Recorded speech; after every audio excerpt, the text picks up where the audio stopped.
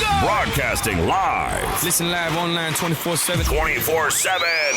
Around the world. Right here. Right now. It's 300 Radio. And you know this, man. All right. Welcome. Sorry about that, guys. Welcome back to a brand new episode of the Scott Free Morning Show.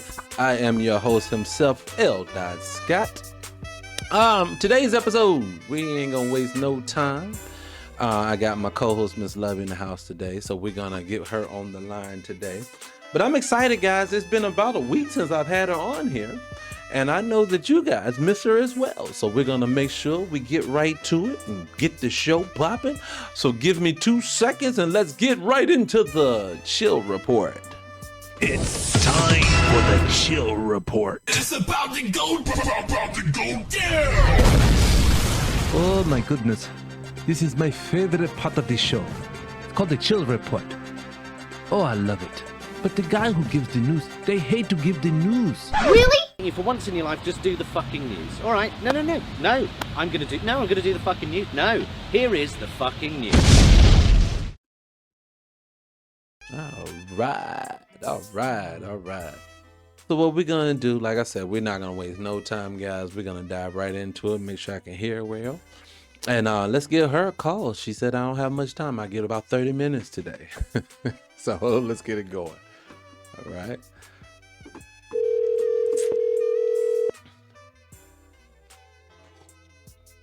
Let's get it on the screen for you guys as well. Hello? What up, cuz? Oh, shit. Going on? Nothing much. Just out here chilling. All right, hold on. I'm getting you on the screen while I'm talking to you at the same time. Oh, there you go. What up, pimpin'? Nothing much going on with you. Nothing much. I've been all over the place with this show the last couple of days. You said about 30, right? So I'm going to dive right into it. I'm not going to waste your time. Let me ask you a question. How did the fast go? It went very well. Mm-hmm. I am for it to be my very first fast and to make it through 5.5 days. That's amazing. I did an amazing job. Yes. I feel so much better. Mm-hmm. My cravings are different. Skin looks better. Like it was worth it. Well, I tell you, I told you I did it too, and I always tell people health wise, it will change your life. It will teach you discipline. It will. It takes the level of discipline to fast. I tell people all the time, is something you have to have. You better have your mind wrapped around it. It ain't just sitting there not eating. No, you mentally have to be ready for all of that. So I applaud. Yeah, I was gonna say that was probably the biggest benefit. Food kind of controls us all.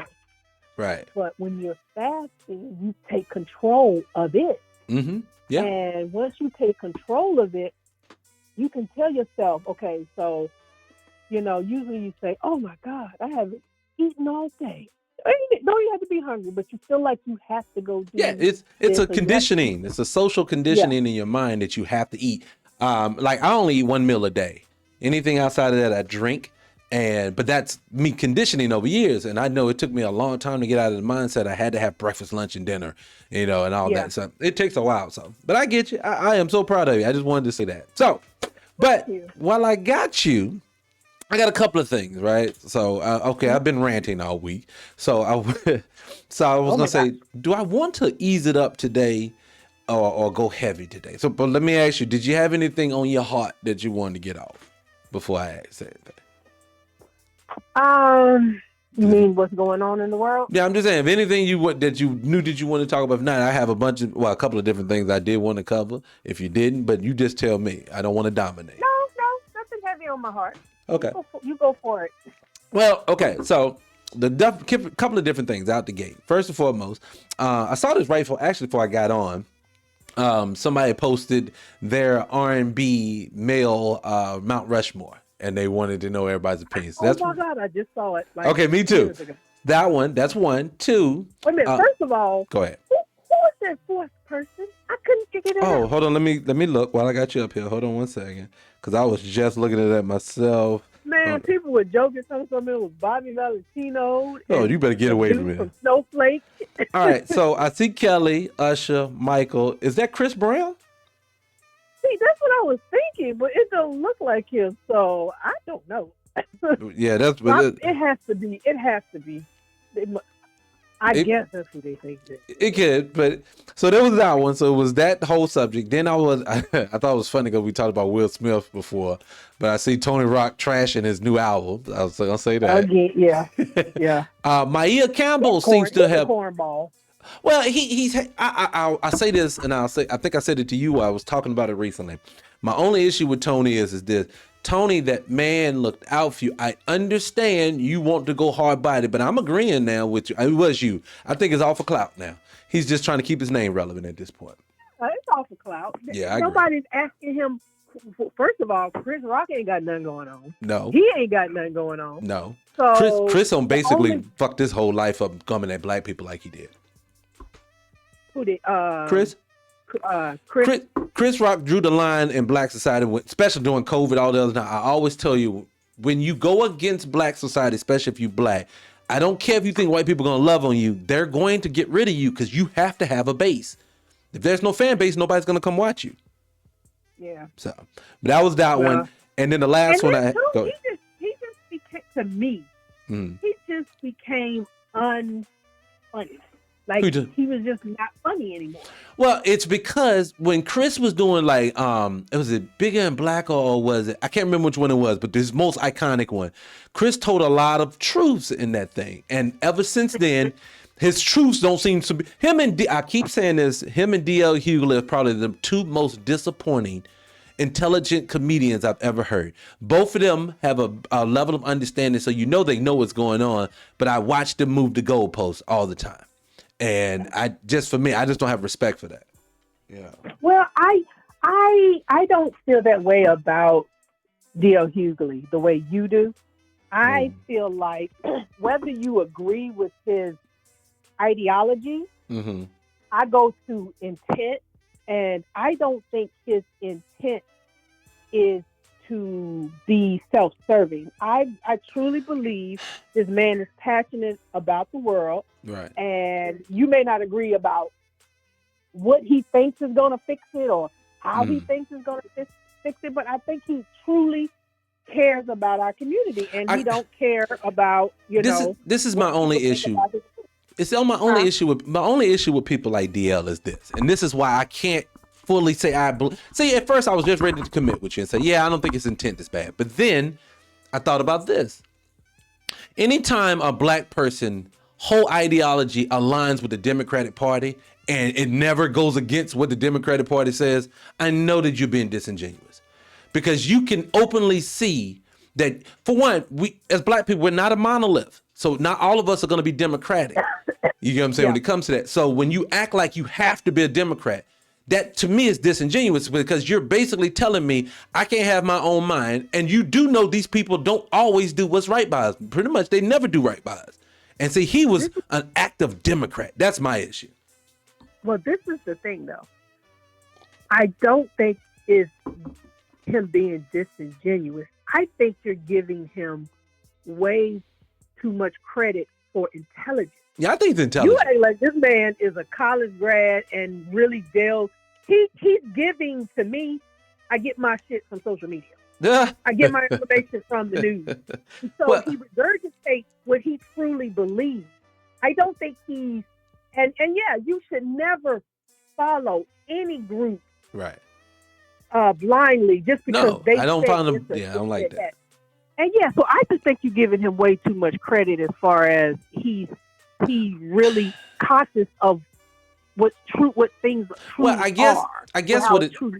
I guess the reason why I'm that way with him is because, doing stand up myself, I've studied him. I've watched his. I know his material. I've watched him in person multiple times. I think you was with me one time we went to see him. So it's not. That's why I said, and not even just coming from a fan. It's just that the way that him and Chris Rock analyze the world and can see things in a perspective, and it just, to me, it doesn't align with hey, the way white people are treating us is right. And Chris did some shit like that. So it's just, to me, that bothers me. You know what I'm saying? To me, because you can't have it both ways. You can't be raised in Bed-Stuy, New York, during the heart of the crack epidemic, and then come out with this mindset without being a little cooning. He cooning. Well, remember now, the whole concept of everybody hates Chris, which was based on his real upbringing, was that he went to predominantly white schools. And Good point. Look, I want you to think about something. Good point. LeBron grew up in Akron, poor, Right. right? I'm pretty sure Savannah wasn't rich growing up either. But then they got out of that, and look at their children. Look at most black celebrity kids and how they move, Right. and who they move around. So I think it's more. I think it was his environment. Even though he grew up, he was exposed to both. So he had a good way of being able to. He felt comfortable. I feel like in both worlds because he was exposed to both worlds. And then depending on his audience, he could talk about Bed-Stuy. Well, I'll give you this, and as being stand-up, you're right, and being raised Jehovah's Witness helped me at stand-up because you have to learn how to navigate both worlds. And it was very easy for me to walk into a white room and do well. Actually, I played more white rooms than I did black rooms, and I did well. So it is because you understand what you're looking at. I guess for me, and you made a lot of sense being the fact that you did say that. I forgot about that whole part of his history. I guess for me, it's just hard to watch people with such high intellect. And like you said, maybe I'm giving him more credit than he deserves. I think you are. Maybe well, so. You definitely. I don't know about Chris, but you definitely giving DL. Well, DL lost me. DL lost me for real, and I'm gonna move on from him after this. But I did remember seeing this maybe last year at some time. But he's telling this story about how this one white teacher told him that he could beat somebody when everybody in his life had told him he couldn't. And when I tell you this nigga broke down in tears, it was like, woo, that white validation, was everything for him. And see, for me, I just don't move like that. White people telling me stuff just don't move me to that fact. And I've had nice ones in my life. I'm not saying that. I feel you on that, but you got, don't be so hard on the brother. Don't be so hard. I told myself I'm gonna ease up on some of them because I do be going hard by, and that's the only reason why I'm this way is because see, I'm a student of history. And one thing, like I give you an example. I studied the Haitian Revolution to no ends. And one thing the Haitians did before they even got to fight in any other of these white countries was they had to remove all of their coons and sambos out of the mix. They got rid of them first because they couldn't afford to have people snitching on them. And so I guess that's one of the mindset that I come from is that we got these niggas sitting right on top of us, trying to say that they're doing things in the better interest for us, when all at the same time you sabotaging shit out. And I just want you out the way. I don't want none of you in my face. Well, see, I think there's three types that are like that. You got the Candace Owens that are blatant, overt, right? I agree. And then you have some that's covert because they got to be sneaky. And then you just have some who, I think the people that you've named, I don't see them as a threat. I just see them as maybe not a liability. I mean, as an asset. Right. So, maybe. You know what I'm saying? Yeah, so, I get it. But yeah, I get it. You have to do that because, especially in our community, they're so, when you, it's like when they say that crabs in the barrel mentality, you trying to get out at any means possible. Yeah, I agree. Will put their, I agree. Yeah, unfortunately, when you have a group of people that don't have anything, you offer them something. Well, it's just, to me, that's killing our community. I always tell people all the time, if you're going to what they learned about black society is this: void their environment of resources, and they're gonna fight like cats and dogs for the crumbs that we throw in there, and that's what we experience every day. And see, for me, I give you an example. I saw a statistic the other day that we went from being the 13th, Black Americas, the amount of money that we generate yearly, we went from being the 13th, if we were a country, we would be the 13th richest nation in the world to the number 8th richest country in the world. And for to have that much economics flowing through our culture, and for us not to even own 10% of it, and that's what's killing us. And see, for me, I always say this: somebody's going to have to sacrifice for the next one to win. It's just it. And if you're not willing to do it, we're gonna always stay down here. Yeah. So, I but agree. I ain't gonna Give me go something ahead. else. Give me Yeah. something else. All right. So let me say this. I mean, So we didn't talk about the Mount Rushmore. I'm gonna go there. That's what I'm saying. I'm gonna ask you this first before I go there, bro, because like I want you to finish with that one. So I'm gonna say this first. I just wanted to get what you think. Do you really believe that Gayle King and them went into outer space? To be honest, I ain't gave him a thought. Well, let's move on. Let's move on. We ain't gonna discuss it. So okay. So at Mount Rushmore, we're gonna go with what they have up there. 4 people, 5 people on the one they had up there. 4. I think, Okay. yeah. Give me your 4 if you had to go with it right now. I'm gonna be thinking while you do it because I had this one. R&B? Yeah, Okay. R&B. All R&B. Yeah. Okay. Now, you have to take in, I'm trying to take in consideration that the generations below me, but just in my opinion, they haven't really, R&B is kind of died out. So, you don't, other than a Chris Brown right now. You got and Jacquees, that's, like you said. You got Jacquees. don't be funny. So I'm just joking. I'm just going. I don't know if it's my age or if it's that, but I'm gonna just say Go old if you need to. That's what because I'm probably not gonna be up current. I'm just not gonna be I'm current. just gonna be straight up. So, in my opinion, Mount Rushmore means the top of the top. Top of the food chain. Overall, and people want to keep putting Michael in this pop category, and I think that's bullshit. And Michael let me tell you Jackson? why. To Michael. Because first of all, the beginning of his career in the Jackson 5, and then right afterwards, he was always considered R&B. It was not until he became who he became. Okay. Now they want to take him for themselves and snatch him over. Oh no, he's not R&B. He's pop. He's pop. Yeah, you're gonna make him pop. Yes. And so no, that man was an R&B god. No, I won't like to say god. R&B king. So Michael Jackson will definitely be up there. Okay. Now we're talking about R&B. Whoa! Before you go, Marvin Gaye. before you go, what is the criteria you using when you're picking your people?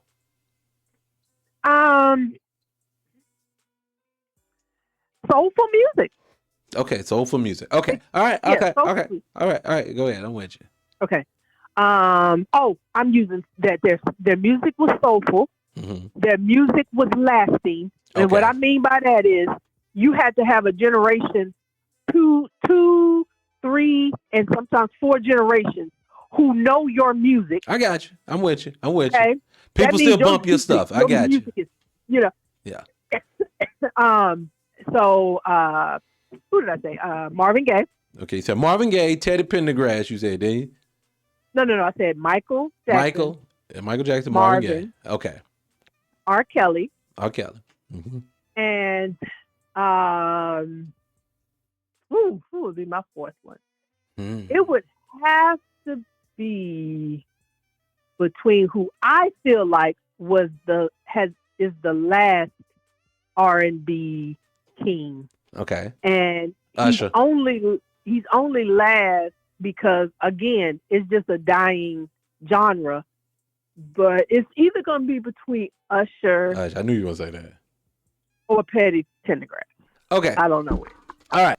So that's your 4. So we went Michael, Marvin, Kels, and Usher.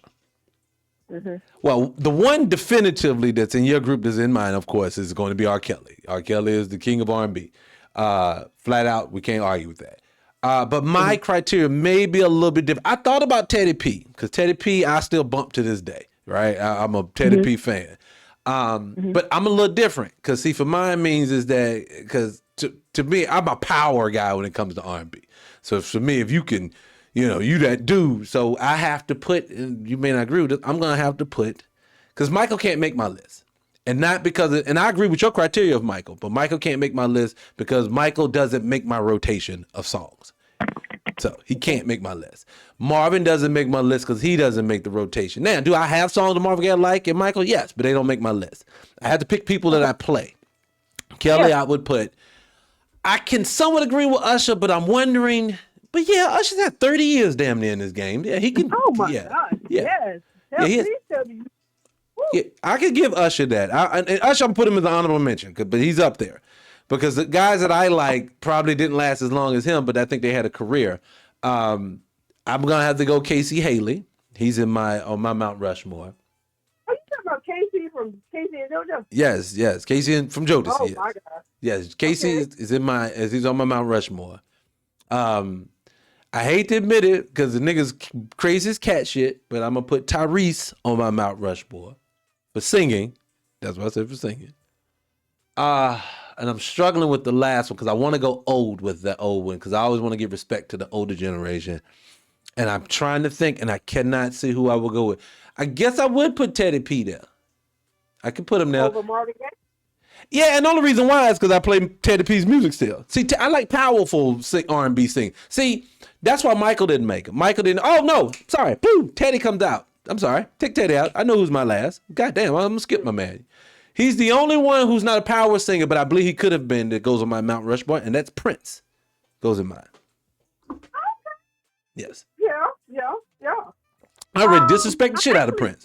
You would pick Teddy Pendergrass over Marvin Gaye because I don't know a lot about Teddy Pendergrass, music, but Marvin Gaye was very political. He was. A lot of his music was very political. Some of his music was. Oh yeah. So I'm actually shocked.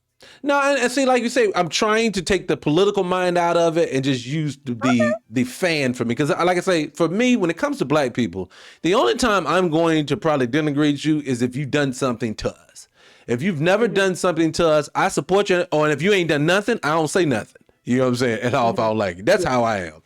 That's just for me. So I would do that. Now, the ladies' side would be different. That would be hard than the motherfucker. Oh, no. Let me do ladies. Okay. Go ahead. Patti LaBelle. Okay. She's a legend. That's the legend. I'll put her up there. Yeah. Fantasia. You talking about powerhouse singer. I get you. I love Fantasia. You know who? And but matter of fact, I'm just gonna keep it 100. Okay. You know who somebody who they act like can sing they butt off but really can't? Who? She is in my opinion, a bona fide studio singer. You talking about Aretha Mary J. Blige. Oh, you talking about Mary? Mary can't. No, Mary can't sing. No, look, I tell people all the time. Once that heifer, after basically past What's the 411, Mary got like 3 songs I like. I'm Not Gonna Cry, I'm Going Down, and stuff off the that early Mary, that Sweet Love and all that stuff from early days or whatever it's called. But after that, I'm not a fan. She can sing. She got hits on top of hits. But she's a studio singer. So, and what I mean by that is, she probably, to get the hits that she's probably got to work in the studio for do 30 takes.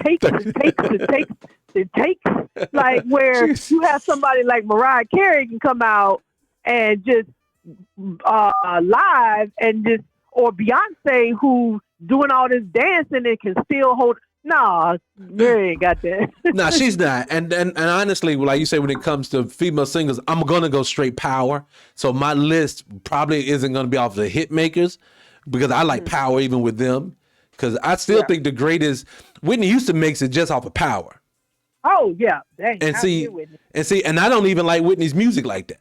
But power, that lady can sing the fucking phone book. I just don't think she had great music. Yeah. Well, I can tell you this: Patti and Fantasia, especially Fantasia, they are so passionate about when they sing their songs and they sing them, live and stuff like that. I have gotten choked up multiple times watching Fantasia perform, Fantasia sing, especially when she was doing her songs from The Color Purple. Okay, I know what you're talking about. That woman So, Well, let me yeah, tell you the time she got me. You remember right after she won American Idol, and she got the movie about her life. yeah. The scene when she walked into the church, her non-acting behind walked in that scene and brought my ass to tears. I was like, I am not a church person, but this heifer done got me. I love that scene for her. She was great. I got a question for you though. Everybody consider Whitney the biggest powerful voice of them all. I don't think she is. I think I know somebody who's bigger. Who? And she's still making music today, but the bitch is crazy cat shit. I said bitch, I'm sorry. Let me take that back. I didn't mean it like that. The young lady is actually great. And it's Kiki Wyatt. I think she's the greatest powerhouse singer you ever heard. And for me. I'll be honest with you. Kiki Wyatt is probably the best overall. Woo! And had she not had so many personal issues, she's amazing, and trauma issues Yeah. in her life, it ain't no telling how far she Well, could think have about gone. it. She remember, I always tell you they have a blueprint for black people. And she checks off all the boxes. She's of mixed race. She's light skinned. She's a woman. She's attractive. She can sing her ass off. But when you can't get over that cat, she's a little crazy. But like I said, Kiki ever see this, I don't want that smoke, Kiki. I love you. I don't want that smoke from Kiki. I don't. I love Kiki Wyatt. I don't want none of that from her. That lady gonna run up on you and ain't nothing I can do with it because I love her and I don't got nothing bad to say about her. She is crazy cat shit though. That's just me. Yeah. I'm not gonna call her crazy, but what she is you could just see she has a lot of trauma and that she must have gone through. You know, I watched her reality show. Yeah, me too. And based on that and just how she moves in life, in her personal life, you could just tell, you know, and I don't know if she ever found herself surrounded by the right people to give her the right push, or she just self-sabotages. I don't know what happened. What do you think about the babies and the marriages? You could tell there was some trauma there.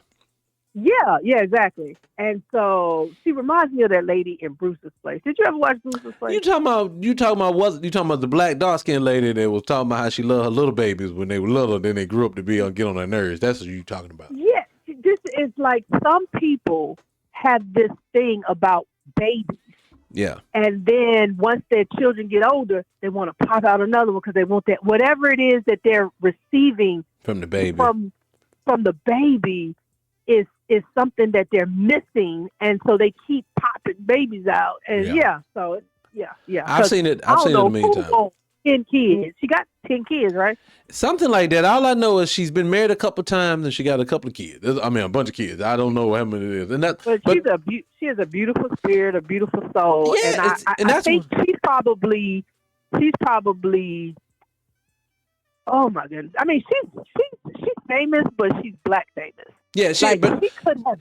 Look, when you say power, I watched this list of singers before, and people like to line them up. I lined them up the top 3 powerful voices to me, and it's in orders. Kiki's number 1. Then I'll take and it's top 4 because I can't throw her out. Kiki's number 1. Whitney's number 2. Everybody thinks I'm going to Mariah. Mariah's number 4. I'm talking about power when it comes to power, because Mariah had power in a different way. And then, but the number 3 to me is Deborah Cox. But of course, she only had really one hit like that. Do you know that Kiki Wyatt, based on her show, I think she said she had 13 octaves, which is supposed to be unheard of. And she was concerned because she was losing one of her octaves. Mm-hmm. But yeah, she's a singer. She can sing like there's nothing you're supposed to couldn't sing. Yeah. Oh, and my top 5, and I would round it out with "I'm With You," and I wouldn't have picked her because I would have forgot about her. But you're right, Fantasia. Fantasia has just consistently made nice song after nice song after nice song. That's what she did. Yeah, I love her, and she's North Carolina. Just music that moves you, and then her song "When I See You," everybody's still popping it. Like that's a classic now. Yeah, she got a couple of them like that. Yeah, so man, heck yeah. And I wonder what's going. Well, never mind. I was gonna see where has she been, but R&B is dead. Well, They killed it. So. well, let me say this then, because I know, like I said, I don't got you so much longer, but I'll say this. R&B is dead solely because we refuse to do anything by ourselves without getting validated by the other side. And the reason why I say that is because, especially, you ever see these videos of like these hip hop artists when they be dancing in these conference rooms for these people, these executives? Have you ever seen that?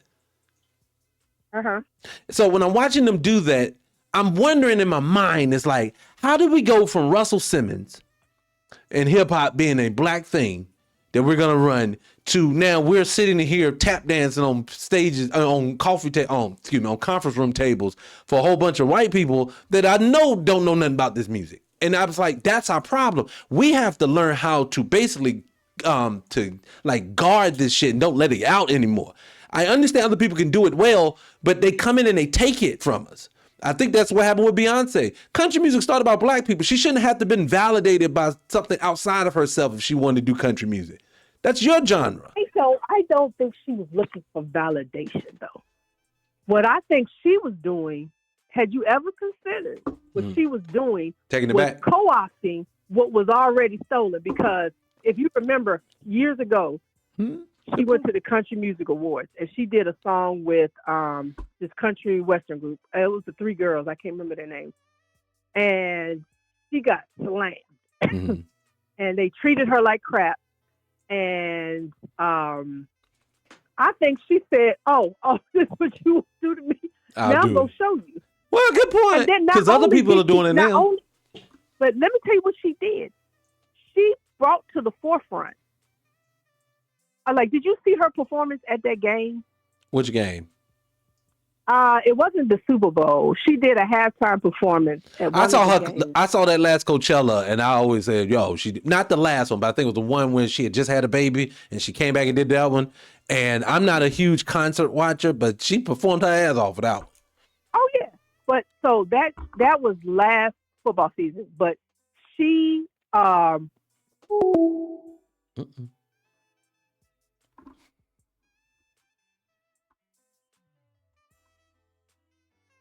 Oh, we lost her, guys. I'm getting her back. I think we lost her. Let's see. Boop, boop, boop, Hello? boop. Did you hang up on me? No, I don't know. I was just talking. Go ahead. You keep. I thought you. What's the last thing you heard me say? Last thing I heard you say, you said she was at a game, and that's only. I don't know what game. Go ahead. Okay, so she was at a game. It was an NFL game, and she came out with 5 black women singing, and all 5 of those women are country music artists. Yeah. Okay, you talking about my girl? Highlighted them. Yeah. She highlighted them, and she put a foot. Not just them. Some dude named Shamoni or Shimoni. Yeah, I know you're talking about. Talking about. He was at Coachella this year. She put all of them on the map and said, "Okay, y'all want to shut us out? Here we go." Now, you know what? I never looked at it that way. You make a very good point. It could be literally, fuck it, I'm just gonna take it back, because I know one of the girls that she brought out was, I think it's something like Tanner, but she do that I'm a Buckle Bunny, and I was bumping the shit out of that last year. So I know exactly what you're talking about, and it's smart. We should be taking it back. Like I tell people all the time, I think Eminem, especially lyrically, is probably top 5. He is. But if you ask me to put him on my Mount Rushmore, he can't go in. Period. He can't make my list. And the only reason why I do that is I hate it for him, but we was given this world, we didn't make it. Other people will not let us in. I'm going to have to do what you do to me. And that's only until we get to a place. I understand your point. I understand why you say that. If you were to just if that wasn't an issue and you were to base it on talent, he would be in there for me. Yes. But I get what you're saying, because then it's easier for them to say, we're all of our history is already taken away. Right. And that just gives an opening for just another way for our history to be stolen. I get it. Because this is what's going to happen, because it's happened before.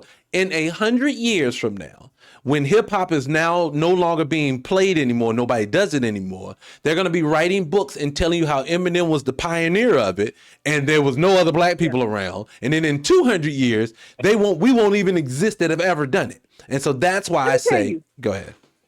let me say, I'm sorry, I didn't mean to cut you off. No, go ahead. Go ahead. But Alexa, I asked Alexa to play 2000s hip hop, Mm-hmm.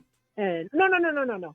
I asked her to play 50 Cent, something else, one of 50 Cent songs, and she was like, she says 50 Cent and and music in this genre. And when I tell you, Baby Bash, after 50 went off, it was Eminem, Baby. Yeah.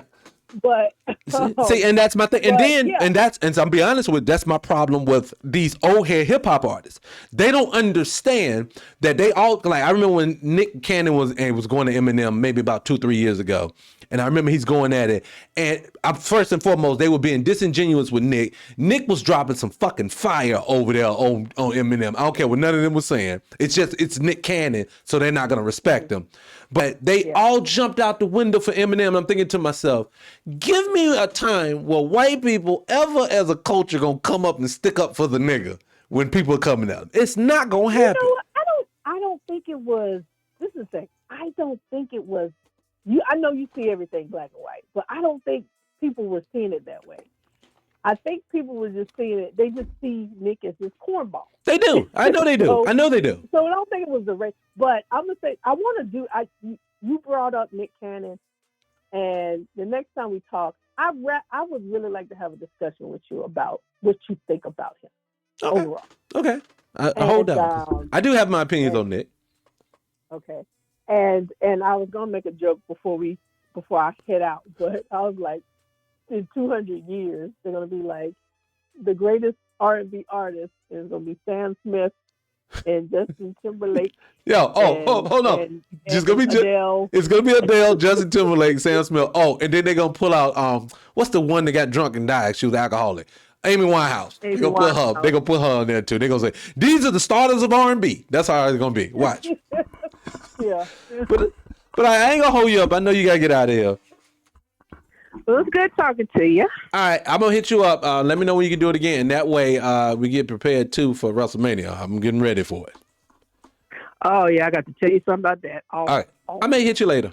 All right. All right, peace. All right, guys. So, let me get my little pimping music back up here a little bit because we went down too low. There we go. Get my pimping music back.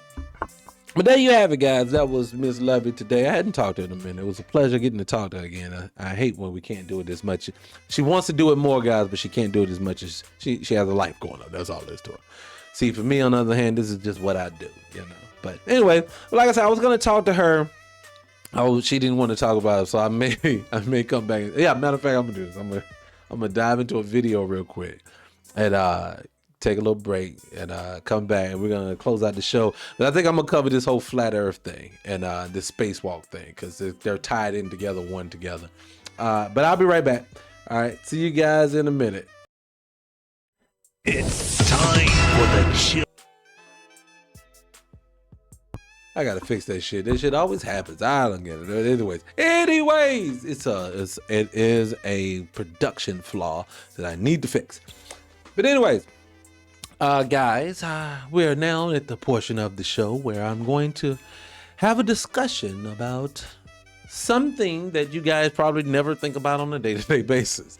I find out when I start listen to the playback of my shows sometimes that I'm an odd fella. I pretty much am. I get into some really odd things. My day-to-day life probably doesn't mirror yours. The stuff that I'm into isn't. It's probably not the same thing. So like right now, I was going to bring it out with Ms. Levin. As a matter of fact, let me get her ass off the screen. Boo! So let's get her off the screen.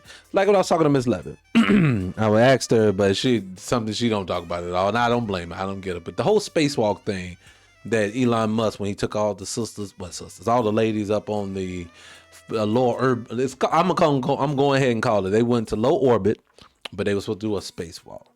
I only brought that up for one reason, though, is that it highlights so much. It was so many flaws. They didn't do nothing. I'm even shocked that they even left the ground. See, family, one thing I know to be true is that a truth doesn't need a lie to support it. A lie needs another lie to support it.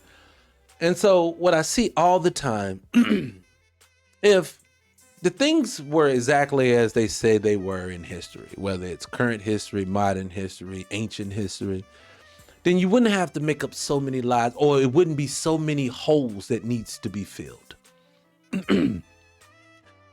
Every time you dive into a subject, whether it's about ancient Egypt, there's holes that need to be filled. About the discovery of America, there's holes that need to be filled. How slavery was conducted and moved, holes need to be filled. You ask questions to these most intelligent AIs that are running people's companies at this point, and they tell you information about stuff in our past, and it doesn't make sense. I'll give you an example. I asked the Chat GPT, and then I asked the other one. I can't think of the name of it now. But I asked them questions all the time. And one of the questions I asked them one time was that, how long would it take a population of about 10,000 people to carve out the grid of a city? Meaning, when I say carve out a grid, I'm talking about the roads, the infrastructure, the thing that's built it before you can start building structures around it. But just the road, just the layout of the city. How long would it take 10,000 people to do? And the Chat GPT will give you something like 100,000 years. I'm exaggerating, but it's something that is still to this day wouldn't be finished, right? It could be something that was like, I did this before. I looked at one city. It was something like Chicago at the time. I can't remember, but at the time that majority of the grid of this city, a major American city, was built out, and they have maps and everything with it. It had like population 10,000 people, and then. But I'm thinking to myself, wait a minute, my little hometown I'm from has like a population of 60,000, and it's a hick town. So how is it people who ain't even as big as my little hick town that I was raised in, how are you building massive cities in 2 and 3 years? Building one building that stretches 3 acres of land, 4 acres of land in 6 months, stuff. And I'm not exaggerating. There's some stories like this. So if it was true, then, it would make sense. That doesn't make sense. So obviously there's a hole there. Something's not right. And we know, even from watching current day things, your government will lie to you at every turn. Your medical field will lie to you at every turn. Classic example. Me and Miss Love, I hope she don't mind me sharing this, but we was talking off camera. She was talking to one of her doctors. She went to the doctor the other day, and I know her doctors, and she was telling the doctor about how she had just came off a fast. And her doctor, if I heard her correctly, basically was trying to deter her from ever doing it again. Don't ever do that again. There's no health benefits to it. You're going to hurt yourself. And when literally health books will tell you that there's so many benefits to fasting. I'm a health practitioner. I can definitively tell you, and I can speak from my own experiences, it's life-changing for fasting in your life. So for someone to be your doctor that you put your life, your trust into, to basically lie to you in that way. And then I know people are going to say, hey, look, the doctor probably don't know. Then he shouldn't be your doctor if he don't know that. I, as a practitioner, and I knew this before I was even one. See, I would, and that's another thing. I wish we would get away from having to need all these titles before we give people respect. Titles don't mean they know what the fuck they talking about. Y'all look at right now. Y'all hate y'all president of the United States. I ain't a fan of him either. I ain't a fan of the last one either, though. So all these guys in office, ain't none of them qualified, but we supposed to respect them. To become a politician, you get to literally just run. Come on, what kind of knowledge did you learn? Did you learn anything? Did you take a class? Hell, they make us take class. They make black women take class to do their own natural hair. Where the fuck we do that at? So that's what I'm saying. So when we live in a world like that, come on, man, I don't respect titles. All I know is that every industry lies to me. Every time I turn up, there's a new lie that we find out years later. And I'm just, to this point, is that I question everything because of it. And I just would tell people the thing, and a point I'm trying to get to before I close this out is this. We're never going to get out of the situations that we are in this world until we understand that we don't understand the world that we live in. Now, you asking me, El, do you know? No. I definitively do not know. I will never tell you what I know to be true if I've never experienced it. I know how old I am only because my mama and daddy told me. I don't remember that day. So I can't hook me up to a lie detector test. I can't definitively tell you how old I am. I can tell you what I think I am, how old I am. I know what the paperwork says, but I wasn't there. Well, I was there, but I don't remember. So I only can tell you definitiveness. So if this earth round or flat, I do not know. But the evidence suggests that it ain't round and floating endlessly through space like they said it is, but I don't know if it's flat. I know that when they tell us that we can go out into space, but in science class, they told me a vacuum place next to a non-vacuum place can't exist without the barrier in between. So do we live underneath a firmament? I don't know. I haven't touched it. I've seen videos of things that look like something's not right. I know that they say they've been to the moon, but then they also say that we have something called the Van Nuys belt. There's a radiation belt that's around this globe that you can't penetrate. So how did we go to the moon? See, stuff just don't add up, and then we just disregard it when they stop talking. They'll just stop talking about it. No, just stop talking. Give you class example.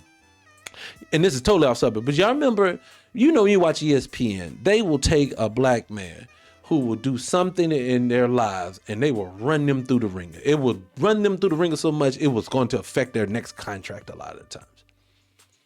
And they talk about it and then they justify by saying, I have to talk about it. But then I remember that, I think it was the OKC Thunder, the Oklahoma City Thunder. They had that little white boy that had that underage girl. They didn't even talk about it. This motherfucker's still on the team. Don't nobody talk about shit no more. We've moved on like it never existed. Like it never happened. Where do we do that at? And so that's what I'm saying is it's always a lie. They're always telling something to half truths. They're always moving the goalposts. So I just say this to everybody is if you want to succeed in this world, start educating yourself outside the European school system, start traveling, start thinking outside the box, question everything. And when I say I question everything, I question it. Man, the other day I was asking myself questions. Somebody said, what time? Somebody asked me, I was in the gym, I was training somebody. And they asked me, excuse me, good Lord. And they was asking me how long to hold a set. We was planking. I said 30 seconds. And it instantly dawned in my head, why do we count in seconds and not first?